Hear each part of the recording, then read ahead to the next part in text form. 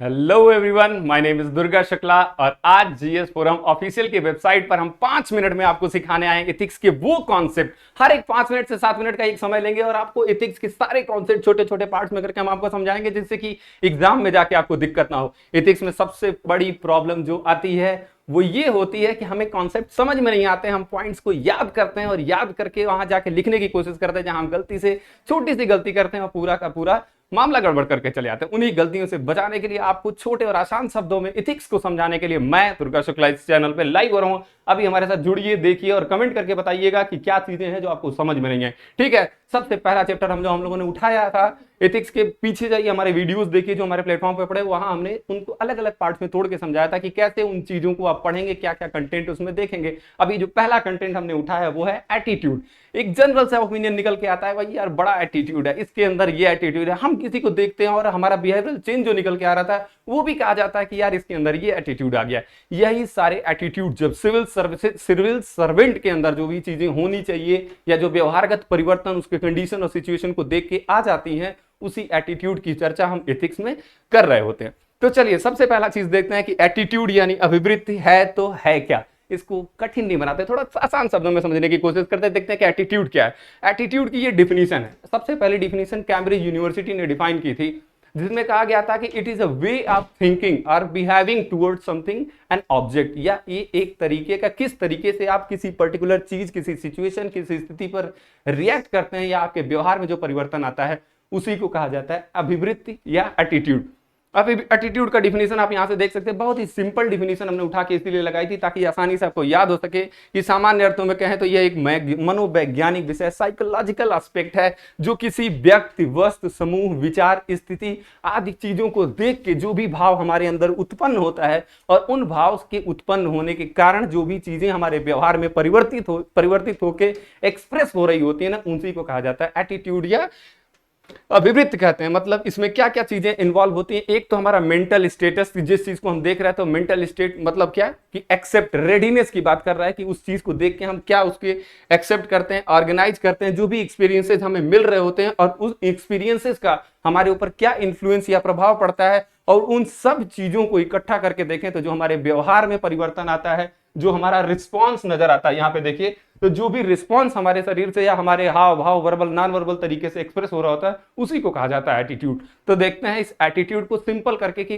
इसका एक्चुअली मतलब क्या हुआ कि इस एटीट्यूड में हमने इतना सारा डिफिनेशन बता दिया, हमारी समझ में नहीं आया। तो देखते हैं इसको समझ के।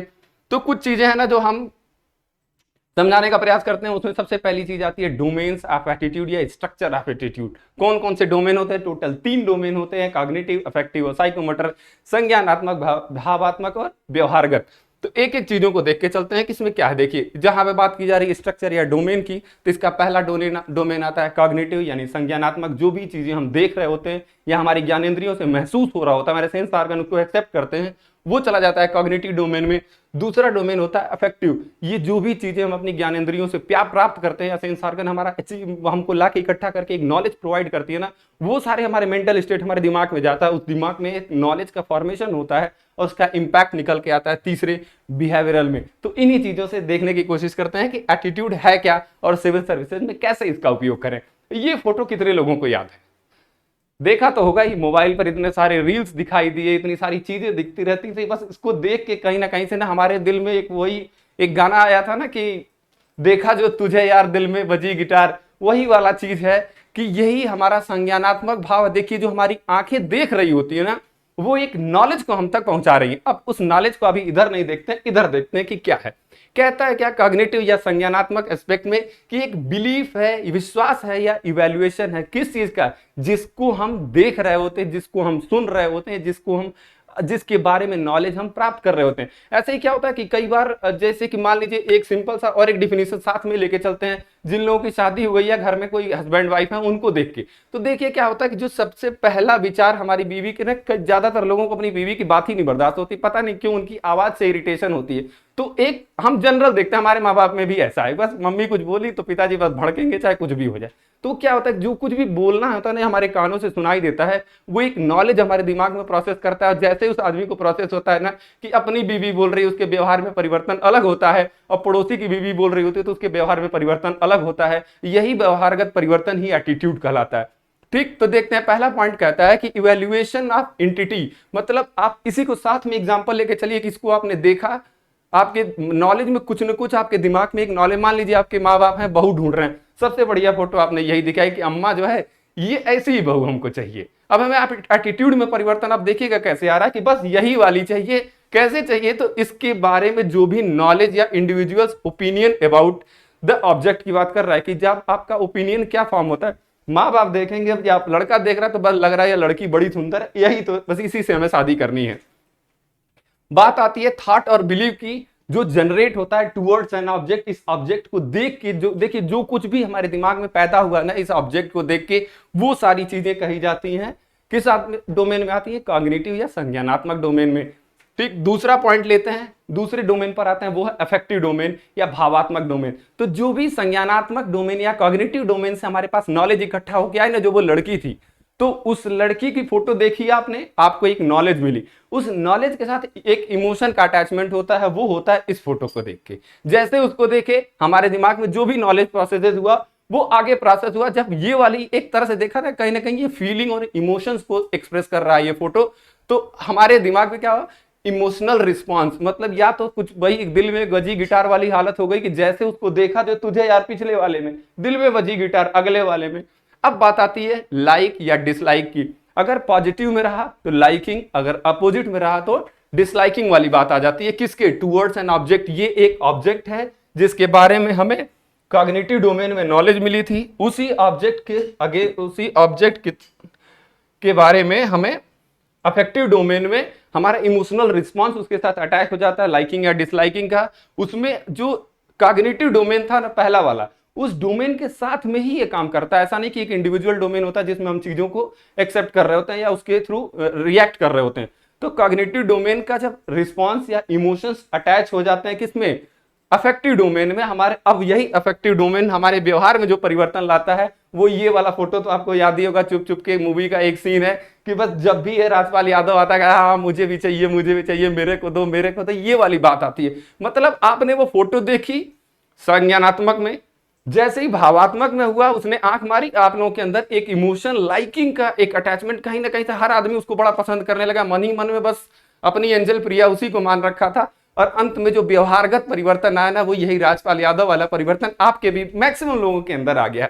तो देखिए बिहेवियरल डोमेन की जब बात की जाती थी, इसमें कहा जाता है रिस्पॉन्स या एक्शन पर फोकस करता है, कॉग्निटिव डोमेन नॉलेज पर फोकस करता है towards an object, affective domain उसके साथ इमोशंस को अटैच करता है, लाइकिंग और डिसलाइकिंग का ऑब्जेक्ट, और बिहेवियरल डोमेन हमारे तीसरे रिस्पॉन्स या एक्शन को निरूपित कर रहा होता है। इसमें क्या होता है? या तो वर्बल बोल के या फिर नॉन वर्बल अपने जेस्चर के द्वारा, जैसे ये बोल कुछ भी नहीं रहा इस इमेज में, लेकिन नॉन वर्बली ये हर एक नॉलेज अब तक अपना मैसेज एक्सप्रेस कर रहा होता है। ठीक है, इसमें एक्शन और रिस्पांस दोनों इंक्लूडेड होते हैं।